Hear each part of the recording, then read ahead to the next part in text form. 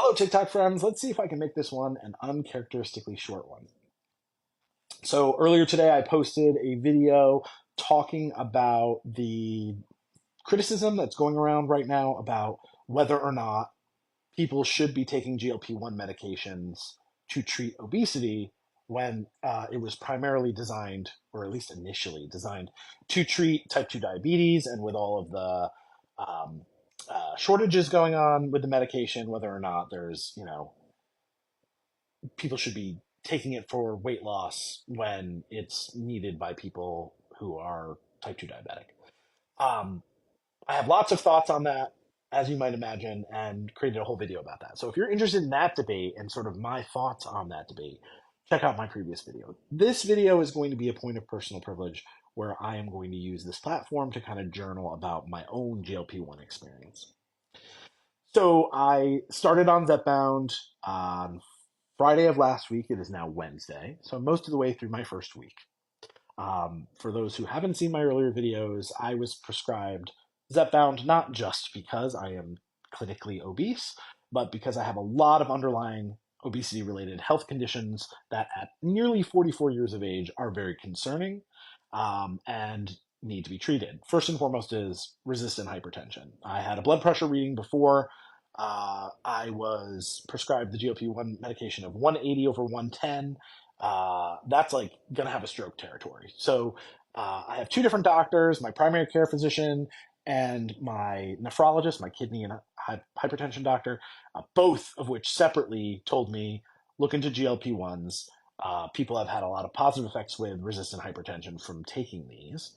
And I also have non-alcoholic fatty liver disease, obstructive sleep apnea. Uh, I have a pre-diabetic, and I have some reduced kidney function, probably all related to the persistent hypertension. So all of those underlying conditions, particularly the resistant hypertension, were the catalyst to uh, cause my doctors to say, get on a GLP-1, and my primary care physician to prescribe it. When I was prescribed the medication, or when I had the consult about being prescribed the medication, I weighed in at 260. The day the prescription was finalized, approved by my insurance company, I weighed in at 254. I had made some concerted effort to try to lose weight before that, just because it was on the brain, and I was scared about the blood pressure reading. And today, I weighed in at 249 and change. But it's the first day that I've been under 250 in like a couple of years. So I'm excited about that. Although weighing yourself every day is a terrible idea because your weight can go up and down. If you're dehydrated or heavily hydrated, if you're, if you've had a bowel movement, if you've urinated, if you've gone to the gym and you're built muscle mass, or if you sweat a lot that day, your weight can go up and down a couple of pounds on a day-to-day basis. So weighing yourself every day is probably not a great idea, but I like to gather the data. I find the trend lines interesting. It's the nerd in me that loves that. So I track it on my health app on my phone, and I just will enjoy looking at the trend lines over time to see just kind of how it's gone. So I obviously been very motivated. The health conditions that I have been very scary recently. I've always considered myself a healthy person, despite being more heavy set throughout my life. I've been thin. I weighed as low as 155 pounds when I was in my 20s, but I had to do a very intense version of the Atkins diet, basically keto, to get there. And I was not able to maintain it. And it was miserable. And I had a bunch of bad side effects from doing that type of dieting. I'm a physically active person. I hike. I go to the gym. I have a gym membership. I have a gym in my apartment. I actually use them. It's not it's not enough to have the membership or have the access to it, but I actually use them. Could use them more, but everyone can use them more. Um, but I go on a regular basis. So I'm not, one of those people that get criticized for being lazy and taking the easy way out. Um, it's not the easy way out when you've gone 20 years uh, and you've just had, uh, a stacking effect of health conditions um, because you've been unsuccessful at losing weight and unsuccessful at overcoming the related health conditions. So, all that aside, I took my first dose on Friday evening, And I was surprised at how quickly I had positive effects from it. First, I convinced myself it was the placebo effect. If you've seen some of my earlier videos, you know that I was contemplating that. It's been enough days of having a positive reaction to the medicine and feeling the positive effects of it that I've convinced myself that get over yourself. It's not a placebo effect. You're just responding, and be happy that you're responding, because at the kind of indoctrination dose of 2.5, not everybody responds. So I'm going to be grateful that I'm responding and stop trying to convince myself it's in my head. So what are some of those positive effects? I have had dramatic reduction in appetite, and that has manifested in um, at any meal not being able to eat as much as I typically would. At first couple of days, I was serving myself a normal portion and not being able to eat at all, a normal portion for me.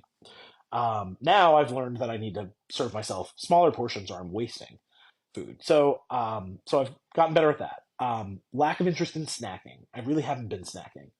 I've been eating meals, and I've noticed when I do feel compelled to snack, then I don't actually want a meal afterwards. So the snack becomes the meal, I guess is what I'm saying. Um, Reduced cravings. I'm not really craving anything sweet or salty or crunchy or fatty. Um, I don't have that craving. There's not something that I'm seeking to eat. There isn't a sensation that that would really hit the spot. I'm just not having that. I'm enjoying what I'm eating. In some cases, I feel like I'm enjoying different things in different ways. Like craving vegetables recently. Like really been interested in eating carrots and hummus, which I've liked before, but like I've never craved. Um, so that's been different. And the other thing that I've noticed is that the types of foods that I'm enjoying, or that I feel like maybe my body's telling me I need, are different. Like really interested in like seafood, like fish and lean meat. Really like wanting that, and wanting vegetables. Which I've never been an ew gross vegetables person. I've always liked vegetables, but I've never like craved them before. Now I feel like I want them. So that's interesting and a little bit bizarre, and I'm adapting to that. Um, the other thing that I would say is reduced food noise, and that's I've heard other people talk about this concept of food noise, and it wasn't something that I realized I had happening until it stopped happening after taking the medication. Which means like I think there's two types of food noise, at least for me. The first one is the food noise that's that um, thought process about food, meaning like thinking about what you want to eat, thinking about what you have in your house to eat, thinking about what you want to get at the grocery store because there's something you want that you don't have, thinking about what your next meal is going to be, thinking about what your next snack is going to be, um, thinking about if the thing that the other person ordered looks tasty and you should have gotten that instead of the thing you got. Like that, to me, that food noise is gone. I never realized I really had it so prominently until it's gone. And now I'm just not having it. And the absence of it made it evident that it was happening on the regular before. The other type of food noise, I think, is the internal monologue about food, the criticism um, that I feed to myself. The you shouldn't have eaten that, or you don't really need that, or now you're gonna have to go to the gym because you ate that.